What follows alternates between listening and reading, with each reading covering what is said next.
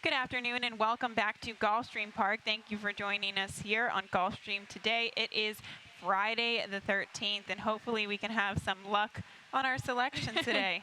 Let's hope so. We hope so. We hope so. But not only is it Friday the 13th, but that does mean that we are getting closer and closer to the Pegasus World Cup. We keep talking about the buzz that is going around here at Gulfstream Park. And a big part of that, I'd say, was when California Chrome shipped in from California. And everybody's going to have a chance to see him work on Saturday morning. There's a lot of excitement that is happening. And I want to remind everybody to come out tomorrow morning at 7:30 a.m. to watch California Chrome do his workout over the main track here at Gulfstream, but breakfast will be available as early as 7 o'clock a.m. So get here early, get some food in your stomach, and watch a phenomenal animal workout over the main track here at Gulfstream. So that is at 7:30 a.m. Do not forget. I will try to be there as well. We have 12 races tomorrow, but we shall see.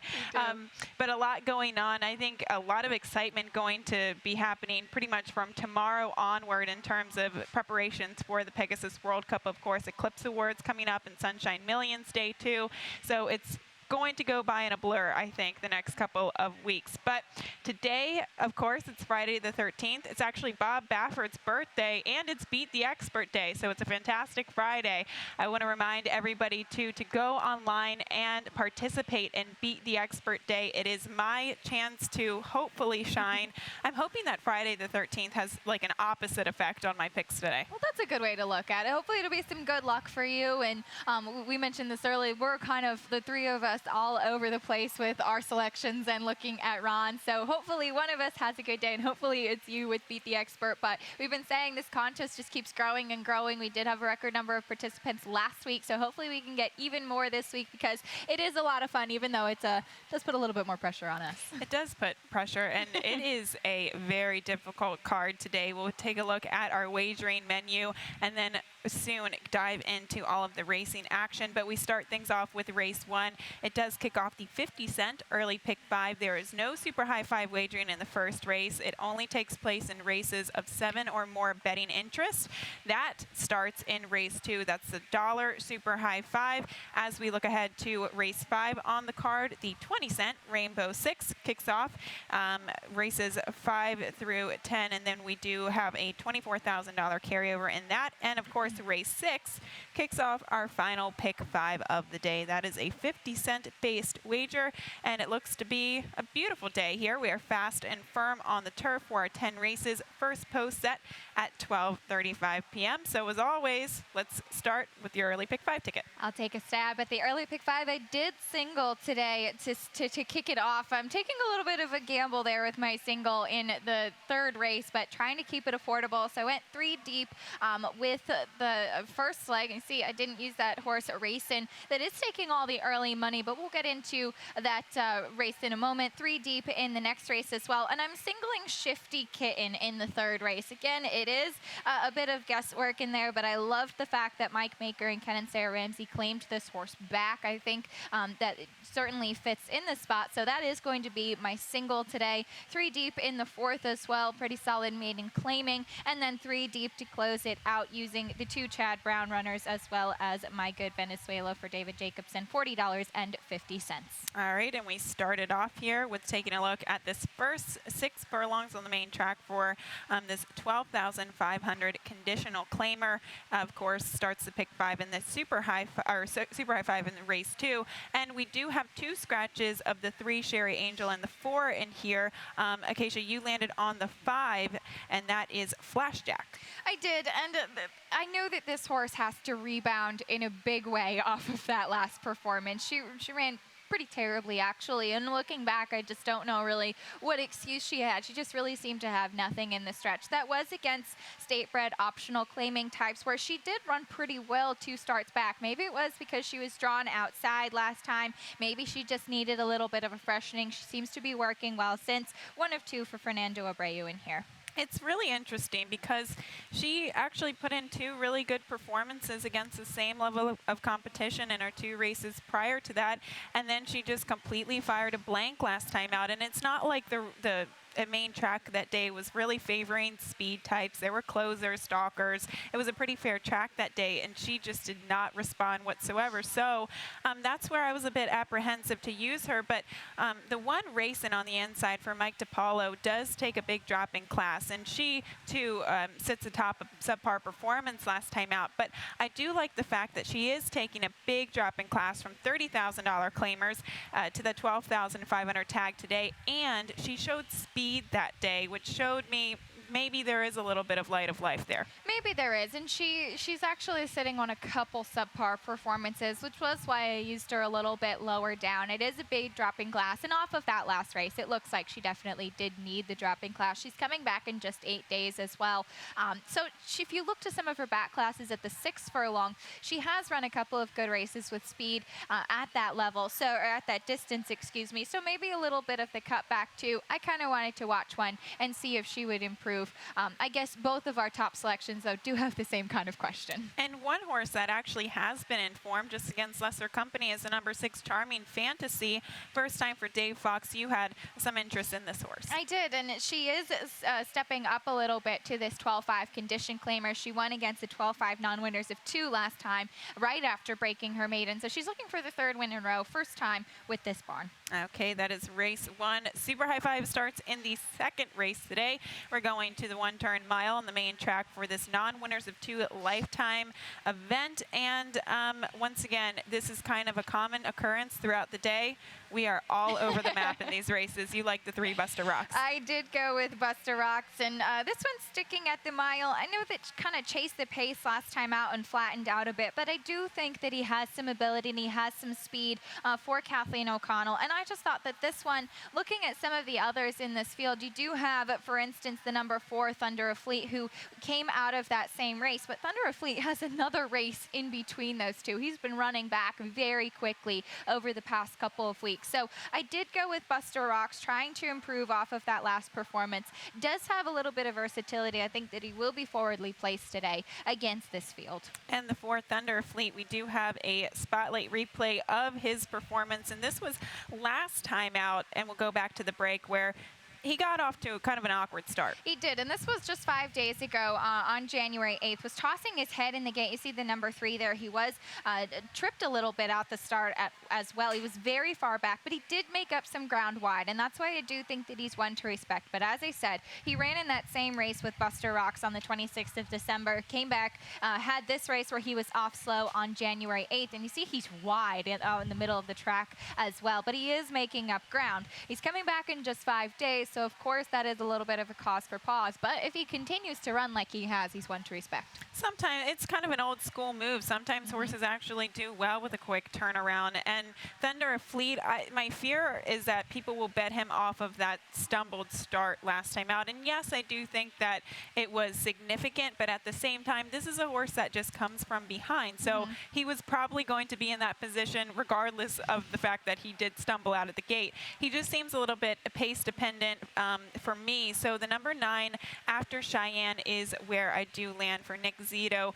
Just 1 win away from 2,000. So I'm hoping he can get it today. And this horse does go from turf back to dirt where he has back numbers, and he actually used to show more speed on the dirt. So my thinking is that he didn't like the turf. He didn't show any speed on the turf, but now coming back to the main track, he will be a little bit more forwardly placed. And he's actually better bred for the dirt. He is by Icebox. He will have to show a lot more speed on the dirt. It's kind of what you were saying with Thunder of Fleet, that he's pace dependent, and we've seen that after Cheyenne has been pace dependent on the turf, so he will have to show more speed, especially coming from the outside in this field. But best of luck to Nick Zito sitting on that milestone victory. But usually what happens is as soon as we start mentioning it with those trainers and jockeys sitting on those big wins, then it takes a while. We maybe jinx them. So hopefully we're not jinxing you, Nick Zito. It took a couple of starts for, I think, Paco Lopez to get over the hump there, but he finally did it, and then he had kind of a breakout couple of weeks after that. So best of luck there to Nick Zito as we get to the 3rd race on the card. Non-winners of 3 lifetime $16,000 claiming tag. We go out to the turf course at a mile and a 16th, and this is where your single comes into play in the early tick 5, the number 1 Shifty Kitten. I did land on Shifty Kitten, and as I alluded to earlier, I really like when connections will claim a horse back, and that's exactly what's happened with Shifty Shifty Kitten. She debuted at Indiana Grand for Mike Maker and Ken and Sarah Ramsey. She won nicely there. Closing, they stepped her right up to Allowance Company, where she didn't really do much. And then she won her next start back in Claiming Company, where she was claimed by Brad Cox. She had one allowance race with him, optional claiming race with him before these connections claimed her back. So they obviously weren't done working with her. Now, I know that she does have her own share of questions. In her first couple of starts, she did come from very far off the pace, but in her lone straight claiming non-winners of 2 race, she did sit closer to the pace. So I'm hoping that this 16,000 non-winners of 3 just hits her right in the eyeball, and this is exactly where she needs to be, and she sits close to the pace from the rail. It could be. I mean, the 3 channel surfing is probably the pace setter in here, and I think the fact that Shifty Kitten does draw the rail post position and takes this big drop in class will help her be a little bit more forwardly placed. But sometimes we do see Mike Maker and Ken and Sarah Ramsey, when they claim horses, they either kind of keep them at the same level or they step them up in class. Those are where you see the most successful horses coming out of the barn. But the fact that they claim this horse in October for $30,000 and now immediately in for the 16, I thought just was a little fishy here. So the 2 Bold Char has been a horse that did go against a little bit higher level of competition and then did drop down to the $16,000 tag last time out. And you look at his last race and you're thinking, no, I want no part of this horse. But she's a closer, and I know it doesn't show this in the short comment, but I did go back and watch the replay, and she actually clipped heels out of the gate, and it looked like there was a little bit of a mishap in the early stages of the race, and it took her a long time to recover from that, and it didn't look like a tremendous amount of horses were closing from off of the pace. So I'm just trying to get a little bit tricky here, thinking that she'll improve with more distance, and that race was a little bit better than what it looks like on paper. And you can certainly give her some passes for that. I agree. I think that it was deceptively a little bit stronger or a little bit more excusable than you might see on there. I've been chasing Bold Char in several races throughout the summer, trying to get her home a few times. So did want to see her improve with the stretch out in distance, though she does have a win at this mile and a 16th. We did both have some interest in the number 4 Rare Mix, but I think that this is another one who might show some speed second off the layoff for Jonathan Shepard. And yes, now the thing about her last race, it was first off of a pretty sizable layoff, and I thought she was a little keen that particular day, and I don't think that's necessarily her preferred running style, but I do think she wants to be closer to the pace. So I'm thinking we could see a horse like this maybe just stalk this pace of channel surfing and get a nice position just behind her. Absolutely, and it's not an easy race, as you do expect that number 6 Vala La Victoire, whose last 3 have been in the money, will certainly promise to take some money as well. Let's turn our pages to the 4th race, a maiden 12,500 event going to the 1-turn mile onto the main track. And as always, these races can be very difficult to decipher once you get to the bottom level here. And once again, no surprise, we went in different directions. I can't blame you for landing on Backseat Driver, and I think that's a good place to start because this is an interesting one, kind of what you were saying with the last race. Sometimes you do have to go back and watch these races. The comment for Backseat Driver's last race is that she stumbled out of the chute. I thought it was much more of that coming out of that, that mile chute last time. She actually kind of clipped heels, so I think she has a much more excusable race last time out, and I think she's a must-use in here. I do too, and I just kind of picked her as kind of a default play, and we'll show some statistics, I guess, to start us off. The 4 Boxing Betty, who figures to take a little bit money because she did stumble last time out, and she is dropping from the $16,000 level. Not a strong move for Kathleen O'Connell on the main track, stretching out from sprints to routes with her maidens, 4 for 58. So that's a really, really low stat. And then we'll go to the other side of the spectrum. A horse who figures to maybe take a little bit money is the 7 Cindy's Candy. We'll show that stat as well for Ron Spatz, going from turf to dirt with his maidens, only 2 for 18 and a negative ROI. why. So that's where I was with these low-level maiden claimers. I love to kind of look at stats and see what barns do better with their horses in certain angles, and that's where I kind of landed on backseat driver. Yes, she had some excuses last time out, but it's more so I picked her by default. And that's certainly fair. In these races, sometimes stats really are your best friend. And if you're going off that, the number 2 Cotton Princess, we haven't really seen a tremendous amount of success, statistically speaking, from trainer Dave Brady with the first-time blinkers on move. But I think looking on a case-by-case basis, this filly, it really might aid her in here. She's also stretching out in distance, which I like. And I think her last race was excusable. Once again, going back and watching that race, she was bumped slightly at the start, but I think the biggest thing is that she really got squeezed back and she wanted to be a bit closer to the pace. So I did land on her. She did drop to this level last time, so she did drop to the bottom and unfortunately had that trouble trip, but I think a little extra distance and maybe a little bit of help for focus for a cleaner break. That is races 1 through 4. We are going to take a quick break, and when we come back, we'll tackle the 20-cent Rainbow 6, a $24,000 carryover right after this. January 28th at Gulfstream Park, an icon takes flight. The world's richest thoroughbred horse race. 12 of the sport's finest horses. One race. $12 million on the line. Watch, wager, witness. Go to PegasusWorldCup.com for more. Zepper is pulling away.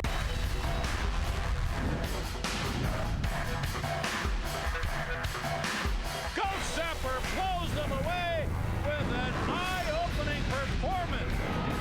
Zepper again has won. Ghost Zepper kicking clear.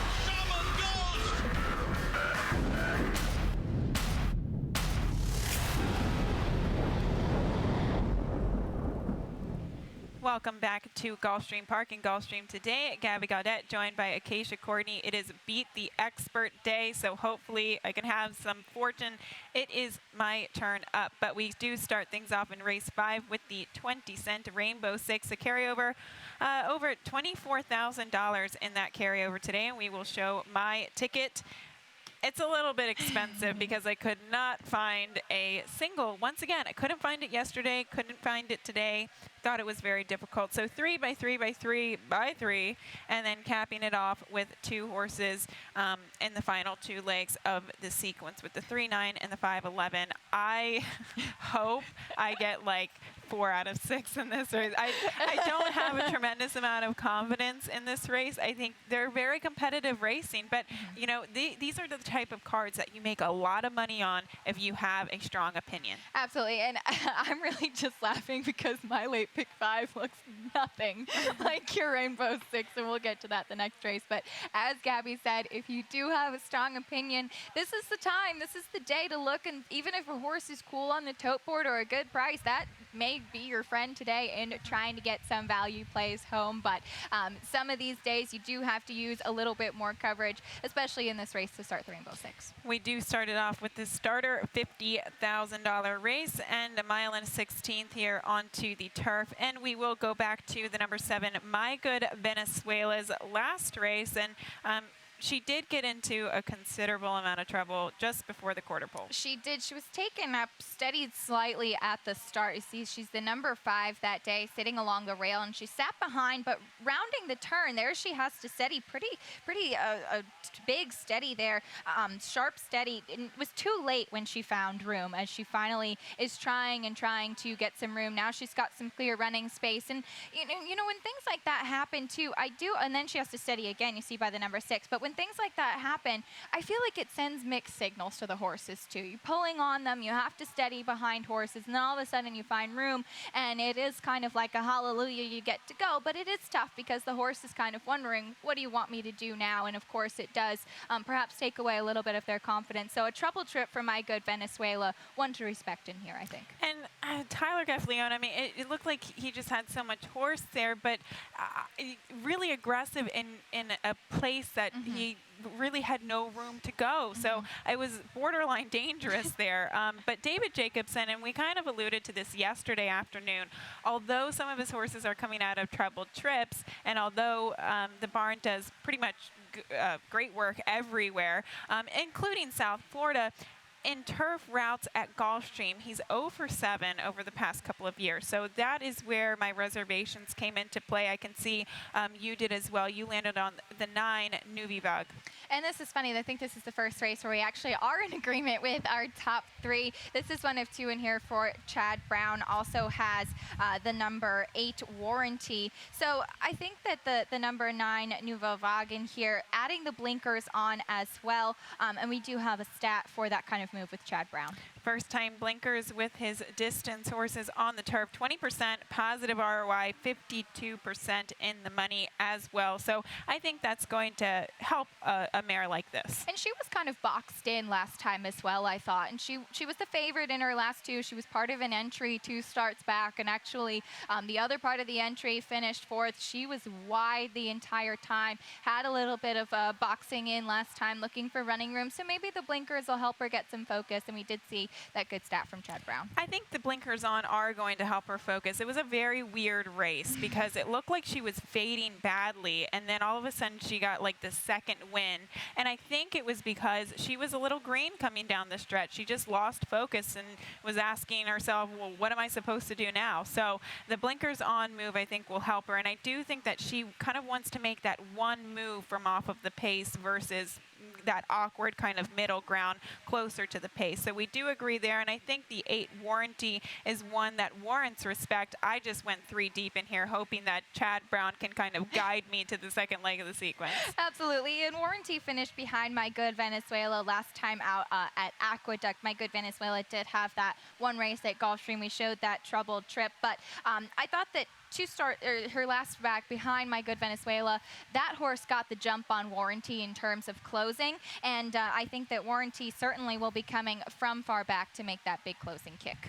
Let's get to the final pick 5 of the day. That does kick off in the 6th race on the card, 1 mile and a 16th on the turf, and let's see that late pick 5 ticket. All right, well, I agree with you. Gabby wasn't able to single here in the late pick 5, so using 3 deep in the 6th race, and as I said, pretty much all over the map in comparison with your Rainbow 6 ticket, but 3 deep to start it off, 2 deep in the 7th race and the 8th race as well. 8th race using Chad Brown's Conquest Luck and Love, but I do really like Sistine Sista in there for Rusty Arnold. Spreading in the 9th race, that 1 mile and a 16th on the turf, and then 2 deep just to round it out. I would have liked to go deeper in that last one as well, but trying to keep it affordable for $48.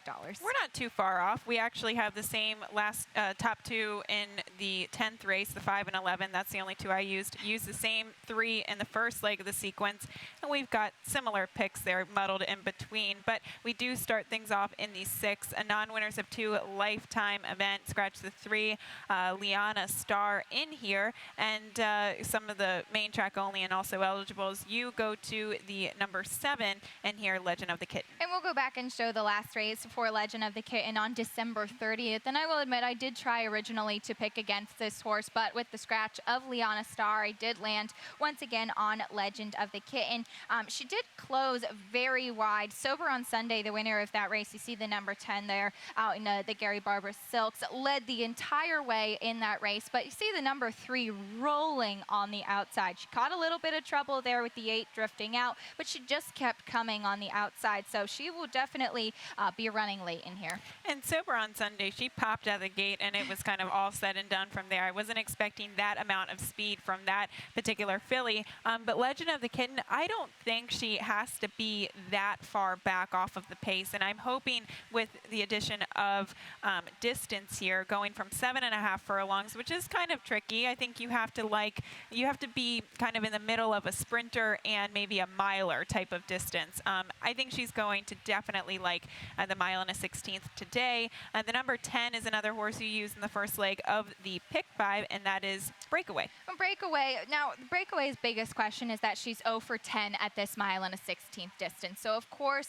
that does make you question her a little bit. She did clip heels last time out. Paco Lopez aboard. He tried to go in between horses, and they kind of did a somersault. Miraculously, both horse and rider were okay. Paco went on to win the next race after that, ironically, on a horse named Somersault. And this horse, Breakaway, she's back in today, so I think you can excuse her for that. But she'd been in excellent form prior to that, but it looks like she's got a little bit of seconditis. She's starting to rack up those defeat. The 5 doing the Watusi. Maybe the stars will align and this horse will win, so we can have Ron Nicoletti do the Watusi. Yes. But she was well beaten last time out, and really it was no excuse. But I think the way that she kind of showed speed and stopped abruptly, it makes sense why she's given the addition of Lasix today. She does get Lasix, and Michael Matt's first time Lasix is about 13% win with an ROI of more than $3. So definitely something to take into account. And I would like a live performance of the Watusi today. Maybe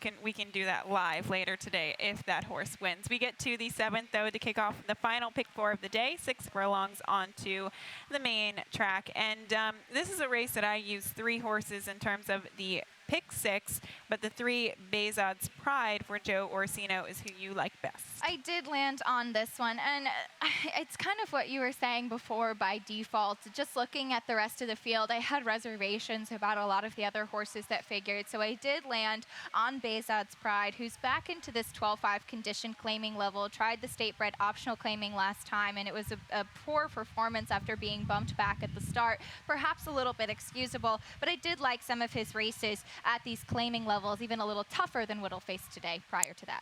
Okay, I did land on the number 5, Bold Summit, who it sits atop a pretty bad performance last time out, and that was actually first off of the claim, but he did have a considerable amount of trouble, especially at the half-mile pole, and I think that this is a much easier spot for him. I mean, he almost fell to the ground in that last race, so I think with maybe an easier trip, maybe showing a bit more speed today, he can turn things around.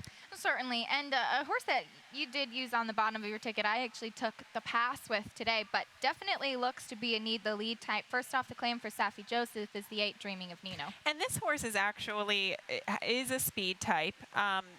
Definitely shows speed, will show speed from the outside. But Safi Joseph Jr. first off the claim, and this is why I had my reservations with this horse. First off the claim with his dirt sprinters, just 11% and still a negative ROI. So I did take the wait and see approach, but I can see this horse maybe enticing the public because he is dropping, technically, if you look past his last race, he was the favorite. I mean, he was pretty heavily favored last time out, and he was recently going against Two Other Than Company. Absolutely, and he does have that early speed, and he's been successful against tougher than he'll face today, so maybe he can rebound off the claim. We both kind of wanted to watch one. Let's get to the 8th race to kick off the final pick 3 of the day. 1 mile and a 16th on the turf for this maiden $50,000 race. And the 5 Conquest Luck and Love is probably one to respect and use, but the 9 Sistine Sista is who you prefer. Well, I kind of took a little bit of a pass on Conquest Luck and Love because she's finally dropping to maiden claiming for the first time. But what I don't like is that she's just shown speed and then stopped as others are closing. So I did go to Sistine Sista, who's also taking the first kind of maiden claiming drop as well for Rusty Arnold. But she started to move at the half-mile pole, and there were some other horses in the second flight. I think she might have just moved a bit too early last time out. You see that she did lose the lead last time after being wide as well. So maybe with a little bit of class relief, maybe Julian Leperoux can harness her a little bit and move at the right time, hoping to get it done today. I think there's going to be a pretty decent amount of early pace, and I agree. I think the way that Conquest Luck and Love has shown her ability to kind of show speed and fade, there are some other speed types that might soften her up on the front end too. So I think it is going to pave the way for a closer. You prefer the 9 Sistine Sista as a closer. I landed on the 10 Leroy's Mommy because she will be closing from off of the pace.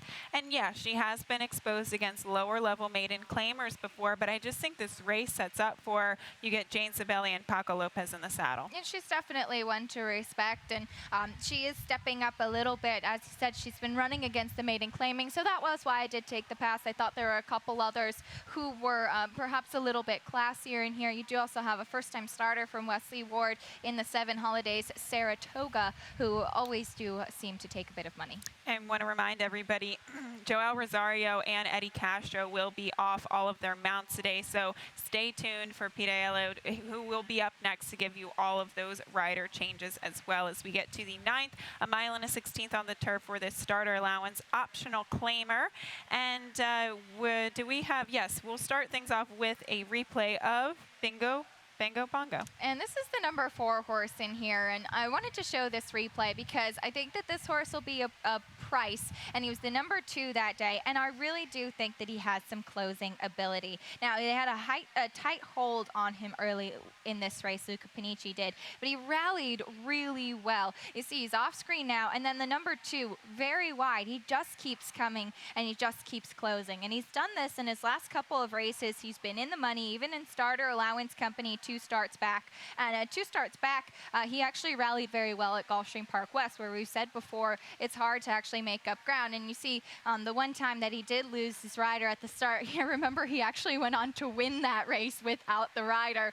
So he certainly got in light that day. But I do respect him. I'm trying to get a price home to finish in the money. Maybe that's what he needs because we're the 4 Bingo Bango Bongo. He did go 0 for 9 last year in 2016 and it is only 6 for 46 on form. But we will take a look at the number 9. Here's to Mike for Jane Sibeli, who I thought ran a great race last time out. I thought the pace held well. This horse made up some ground, split horses. I think he was just simply too far back. He was, and he has to be a bit closer. And you do see that when he won at Parks and Monmouth earlier in his career, he was sitting a bit closer to the pace to make that late kick. So I definitely like him here in here as well. Did have a little bit of interest in the number 1 Neo Classic for Steve Kosaris, who will have to try and improve off that last effort. And I wanted to show a quick stat for the 3 Candy at My Place. First off, the claim for trainer Mike Maker, stretching out from sprints to routes, going from dirt to turf.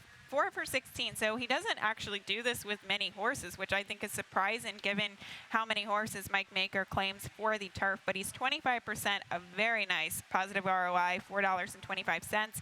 Finishes in the money half of the time, and this is a horse who does have back class going against 2 other than allowance optional claiming company, so he really piqued my interest using him second.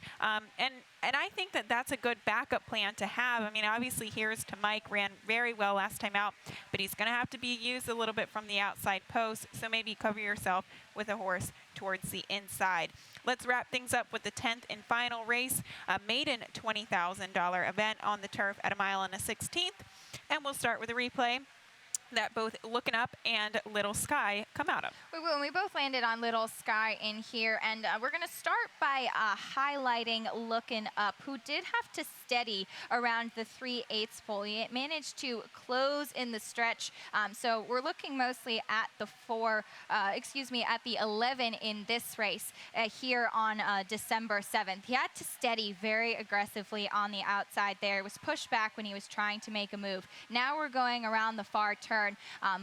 Little Sky is towards the rail and Looking Up is on the outside. They both did close. When Little Sky finally did manage to get some running room, I thought that he closed very, very well in here, and he does look to be an improving one for Carlo Vaccarezza, managed to get second. But having drawn outside, I don't think that Looking Up is one to completely scratch in this race for Tim Hills. He had to be drawn outside and did have that trouble trip last time out. He did, and it was kind of weird because he was on the outside of all those horses on the backstretch, and then he did check. I would be interested to kind of take a look at that head-on and see why, because it looked like he was kind of out in the clear. And unfortunately, it's such a hard angle that you can't really see much in that head-on, and to see why he does have to steady. But I imagine maybe it was something with drifting, maybe horses were just in too tight quarters, but you did see that he had a little bit of trouble trip in that race, and so that's why I did give him a little bit of a pass. He certainly does have to improve off of some of his back races, but as I said, Little Sky does look to be improving for Carlo. He did, and if you pay attention to that replay during the stretch, he was kind of in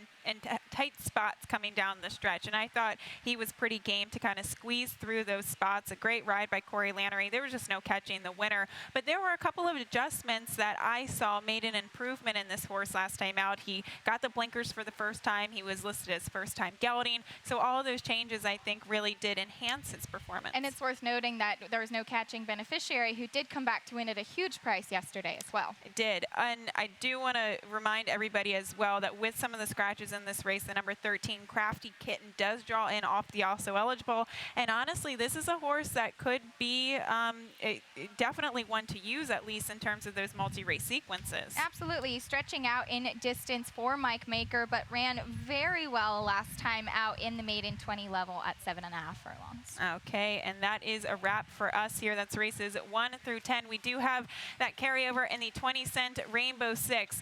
Reminder, tomorrow morning, 7 o'clock a.m. Breakfast does start here at Gulfstream. Come out and watch California Chrome work at 7:30 a.m. sharp.